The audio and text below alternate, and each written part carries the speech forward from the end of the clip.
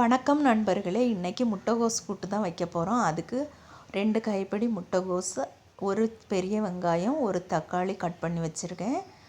அது கூடவே பாசிப்பயிறு ஒரு 4 ஸ்பூன் எடுத்து ஊற வச்சுருக்கேன். ஒரு குக்கர் எடுத்து பாசிப்பயிரை நல்லா வாஷ் பண்ணிக்கிட்டு அதில் போட்டு, அது கூடவே கட் பண்ணி வச்சுருக்க வெங்காயம், தக்காளி, கோஸ் போட்டுக்குங்க. மஞ்சள் தூள்,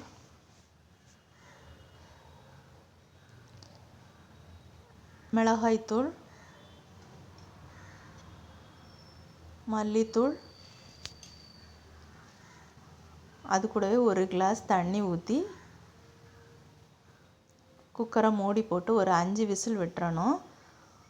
சீரகமும் பூண்டும் எடுத்து சதைச்சி வச்சுக்கலாம். ஒரு சின்ன வெங்காயம் ஒரு 5 எடுத்து கட் பண்ணி வச்சுக்கலாம். இப்போ வெந்துருச்சு கோஸு. இதை தாளித்து விட்டுக்கலாம். ஒரு கடாயில் எண்ணெய் ஊற்றி கடுகு போட்டு, கடுகு பொரிஞ்ச உடனே கருவேப்பிலை, ஒரு காஞ்ச மிளகா, கட் பண்ணி வச்சுருக்க வெங்காயத்தையும் போட்டு, அது கூடவே சீரகம் பூண்டு பேஸ்ட்டு அதையும் போட்டு நல்லா வதக்கி விட்டுக்கலாம்.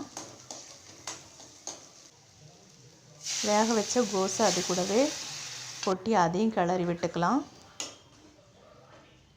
நல்லா கொதிக்க விடணும். கொதிக்கும்போது தேவையான அளவு உப்பு போட்டுக்கலாம்.